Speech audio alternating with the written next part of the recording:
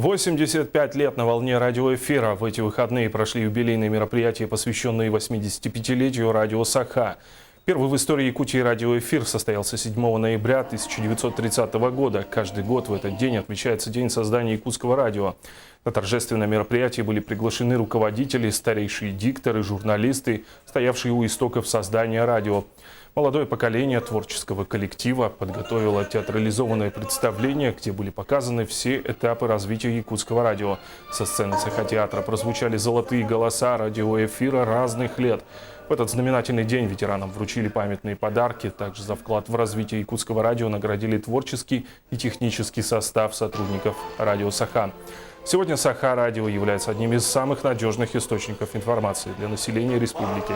Объем эфирного вещания составляет 10 часов по республике, 24 часа по городу Якутску. Программу эфирного времени наполняет около 40 разножанровых передач.